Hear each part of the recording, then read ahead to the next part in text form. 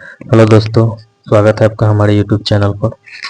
दोस्तों देखिए, आज हम आप लोगों को 9th का जो NCERT भूगोल है उसका चैप्टर नंबर 3 है दोस्तों। ये अपवाह अपवाह जो है उसको आज हम लोग पढ़ेंगे और समझेंगे भी क्या है कैसे। ठीक है, देखिए दोस्तों, अपवाह शब्द एक क्षेत्र के नदी तंत्र की व्याख्या करता है। भारत के भौतिक मानचित्र को देखिए, आप पाएंगे कि विभिन्न दिशाओं से छोटी छोटी धाराएं आकर एक साथ मिल जाती है तथा एक मुख्य नदी का निर्माण करती है। अंततः इनका निकास किसी बड़े जलाशय जैसे झील या समुद्र या महासागर में होता है। एक नदी तंत्र द्वारा जिस क्षेत्र का जल प्रवाहित होता है उसे एक अपवाह द्रोणी कहते हैं। मानचित्र का अवलोकन करने पर यह पता चलता है कि कोई भी ऊंचा क्षेत्र जैसे पर्वत या उच्च भूमि दो पड़ोसी अपवाह द्रोणियों को एक दूसरे से अलग करती है।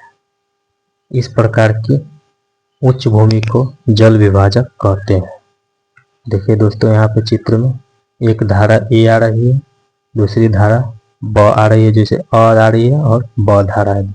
यहाँ पे एक भूमि जो है कि उठ करके उच्च बन गया है, इसको जल विभाजक कर रहा है। इधर के जल को इधर कर दिया है, इधर के जल को इधर, यही कह रहा है वहां पे जल विभाजक का कार्य करती है। ठीक है, आगे पढ़ते हैं। एक इम्पोर्टेंट तथ्य यहाँ पे दिया हुआ है दोस्तों, क्या आप जानते हैं? विश्व की सबसे बड़ी अपवाह द्रोणी अमेजन नदी है। ये बहुत ही इम्पोर्टेंट हो जाता है दोस्तों। ठीक है, तो इसको याद रखेंगे। ठीक है, आइए अब पढ़ते हैं भारत में अपवाह तंत्र। भारत के अपवाह तंत्र का नियंत्रण मुख्यतः भौगोलिक आकृतियों के द्वारा होता है। मतलब जो भू पर जो आकृति बना हुआ है उसी को भौगोलिक आकृति कहते हैं।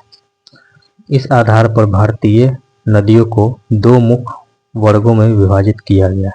भौगोलिक जो आकृतियां उसको विभाजित कर रही है उसको दो भागों में बांटा गया। एक है हिमालय की नदियां, दूसरा है प्रायद्वीपीय नदियां। ठीक है, भारत के दो मुख्य भौगोलिक क्षेत्रों से उत्पन्न होने के कारण हिमालय तथा प्रायद्वीपीय नदियां एक दूसरे से भिन्न है। देखिए, एक हिमालय से निकल रही मान लीजिए एक प्रायद्वीपीय नदी है, तो दोनों एक दूसरे से भिन्न है, यही कहना चाह रहा है। ठीक है, हिमालय की अधिकतर नदियां 12मासी नदियां होती है, मतलब सालों भर बहती है, उसमें पानी नदी में होता है साल भर। ठीक है, इसमें वर्ष भर पानी रहता है। ठीक है, क्योंकि इन्हें वर्षा के अतिरिक्त ऊंचे पर्वतों से पिघलने वाले हिम द्वारा जल भी प्राप्त होता है। हिमालय की दो मुख्य नदियां सिंधु तथा ब्रह्मपुत्र इस पर्वतीय श्रृंखला के उत्तरी भाग से निकलती हैं। इन नदियों से पर्वतों को काटकर गॉर्जों का निर्माण किया है। जैसे देखिए दोस्तों, यहाँ पे फिगर के द्वारा आपको हम बताते हैं। देखिए, मान लीजिए एक पूरा पहाड़ था। ठीक है, अब यहाँ पे इसको काट करके इस नदी ने अपना रास्ता बना लिया है। तो ये पहाड़ को काट करके जो रास्ता बनाया, नदी निकलती है दो पहाड़ के बीच से, उसी को गॉर्ज कहते हैं। ठीक है, हिमालय की नदियां अपने उत्पत्ति के स्थान से लेकर समुद्र तक के लंबे रास्ते को तय करती हैं। मतलब जहां से निकलती और फिर निकलते हिमालय सब होते होते और फिर समुद्र तक जाती है। ये अपने मार्ग के ऊपरी भागों में तीव्र अपरदन क्रिया करती है। मान लीजिए यहाँ पे दिखाया गया है दोस्तों, देखिए यहाँ पे दिखाया गया है नदी स्रोत, मतलब यहाँ से निकले तो देखिए यहाँ पे ऊंचा है, तो ऊंचा पर ढलान ज्यादा होगा तो नदी तीव्र होगी। ठीक है, ये ऊपरी भाग हो गया, फिर ये मध्य भाग हो गया, फिर ये इस प्रकार से ये झील बनता है, निचला भाग हो गया। ठीक है, आइए पढ़ते हैं, समझेंगे। करती है तथा अपने साथ भारी मात्रा में सिल्ट एवं बालू का संवहन करती हैं, सिल्ट एवं बालू बहा कर लाती हैं। मध्य एवं निचले भाग में ये नदियाँ विसर्प, गोखुर झील तथा अपने बाढ़ वाले मैदानों में बहुत सी अन्य निक्षेपण आकृतियों का निर्माण करती है। गोखुर झील किसको कहते हैं?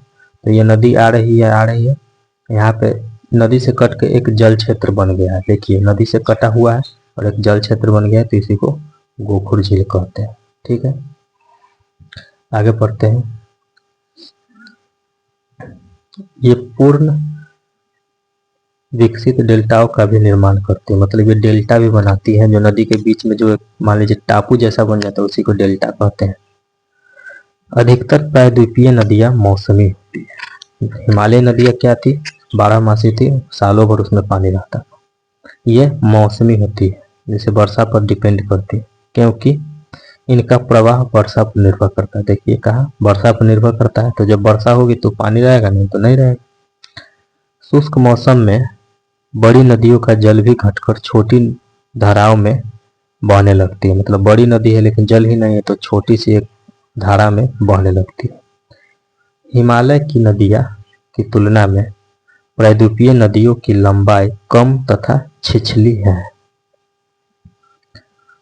ठीक है, कम है। हिमालय नदियां अगर बड़ी है तो उससे छोटा है प्रायद्वीपीय नदी। ठीक है, फिर भी इनमें से कुछ केंद्रीय उच्च भूमि से निकलती हैं तथा पश्चिम की तरफ बहती हैं। क्या आप इस प्रकार की दो बड़ी नदियों का नाम बता सकते हैं? ठीक है, प्रायद्वीपीय भारत की अधिकतर नदियां पश्चिमी घाट से निकलती हैं तथा बंगाल की खाड़ी में बहती है। पश्चिमी घाट से निकलती है और बंगाल की खाड़ी में गिरती है। ठीक, अब आगे पढ़ते हैं। देखिए हिमालय की नदियां सिंधु, गंगा तथा ब्रह्मपुत्र, ये 3 मुख्य नदी हिमालय से निकलने वाली प्रमुख नदियां हैं। ठीक है, ये नदियां लंबी तथा अनेक महत्वपूर्ण एवं बड़ी संख्या सहायक नदियां आकर इनमें मिलती है। किसी नदी तथा उसकी सहायक नदियों को नदी तंत्र कहा जाता है। एक नदी चल रही है, मान लीजिए उसमें से 1, 2, 3, 4, 5 ऐसे नदियां जुड़ती आ गई, तो उस मेन नदी और जो सहायक नदी सबको मिलाकर के नदी तंत्र कहते हैं। तो इस प्रकार से हम पढ़ेंगे आगे। देखिए सिंधु नदी तंत्र मतलब सिंधु नदी और साथ में उसके सहायक नदी। तो सिंधु नदी का उद्गम मानसरोवर झील के निकट तिब्बत में है। ठीक है, मानसरोवर झील से तिब्बत से निकलती है। पश्चिम की ओर बहती हुई यह नदी भारत में लद्दाख से प्रवेश करती है। ठीक है, लद्दाख में प्रवेश करती है। इस भाग में यह एक बहुत ही सुंदर दर्शनीय गार्ज का निर्माण करते हैं। गार्ज बताए हैं, दोनों तरफ पहाड़ और बीच में नदी निकल रही है तो उसको गार्ज कहते हैं। इस क्षेत्र में बहुत सी सहायक नदियां जैसे जास्कर, नुब्रा, श्योक तथा हुंजा इस नदी में मिलती है। ठीक है, यहाँ पे मिलती है। सिंधु नदी बलूचिस्तान तथा गिलगित से बहते हुए अटक में पर्वतीय क्षेत्र से बाहर निकलती है। सतलुज, ब्यास, रावी, चेनाब तथा झेलम आपस में मिलकर पाकिस्तान में मिठान कोट के पास सिंधु में मिल जाती है। इसके बाद यह नदी दक्षिण की तरफ बहती है। ठीक है, दक्षिण की तरफ बहने लगती है तथा अंत में कराची से पूर्व की ओर अरब सागर में मिल जाती है। मतलब निकलती मानसरोवर झील से तिब्बत में है और गिरती किस में है? अरब सागर में, सिंधु नदी। ठीक है, अब आते हैं। इसके बाद यह नदी दक्षिण की तरफ बहती है। ठीक है, ये सिंधु की तरफ मैदान का ढाल बहुत धीमा है। सिंधु नदी का जो मैदान का ढाल है बहुत धीमा है। सिंधु द्रोणी का 1/3 से कुछ अधिक भाग भारत के जम्मू कश्मीर, लद्दाख, हिमाचल तथा पंजाब में तथा शेष भाग पाकिस्तान में स्थित है। 2900 किलोमीटर लंबी सिंधु नदी विश्व की लंबी नदियों में से एक है। अब एक इम्पोर्टेंट पॉइंट है यहाँ पे दोस्तों, देखिए क्या आप जानते हैं सिंधु जल समझौता संधि के अनुच्छेदों 1960 के अनुसार भारत इस नदी प्रक्रम के संपूर्ण जल का केवल 20% जल उपयोग कर सकता है। इस जल का उपयोग हम पंजाब, हरियाणा एवं राजस्थान के दक्षिण पश्चिम भागों में सिंचाई के लिए करते हैं। मतलब एक संधि हुई थी 1960 में, इसके तहत कहा गया था कि भारत सिर्फ इसका 20% ही पानी यूज करेगा, बाकी पाकिस्तान इसका यूज करेगा। ठीक है, क्योंकि वहाँ नदी कम है, भारत में तो और भी नदियां हैं इसलिए। अब आते हैं गंगा नदी तंत्र। गंगा की मुख्य धारा भागीरथी, गंगोत्री, हिमानी से निकलती है तथा अलकनंदा उत्तराखंड के देवप्रयाग में इससे मिलती है। हरिद्वार के पास गंगा पर्वतीय भाग को छोड़कर मैदानी भाग में प्रवेश करती है। ठीक है, हरिद्वार के बाद जो है पर्वतीय भाग छोड़कर मैदान में प्रवेश करती है। हिमालय से निकलने वाली बहुत सी नदियां आकर गंगा में मिलती है। हिमालय से ही निकलते लेकिन आकर के मिलती है गंगा में। जैसे इसमें हो गया यमुना, घाघरा, गंडक तथा कोसी। यमुना नदी हिमालय के यमुनोत्री हिमानी से निकलती है।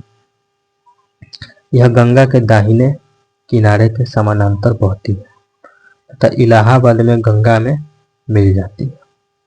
घाघरा, गंडक तथा कोसी नेपाल हिमालय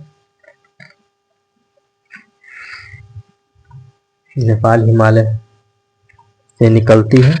ठीक है, नेपाल हिमालय से निकलती है। इसके कारण प्रत्येक वर्ष उत्तरी मैदान के कुछ हिस्सों में बाढ़ आती है, जिससे बड़े पैमाने पर जान माल का नुकसान होता है। लेकिन ये नदियां हैं जो मिट्टी को उपजाऊपन प्रदान कर कृषि योग्य भूमि बना देती है। प्रायद्वीपीय उच्च भूमि से आने वाली मुख्य सहायक नदियां चंबल, बेतवा तथा सोन है। ये अर्ध शुष्क क्षेत्रों से निकलती है। इनकी लंबाई कम तथा इनमें पानी की मात्रा भी कम होती है।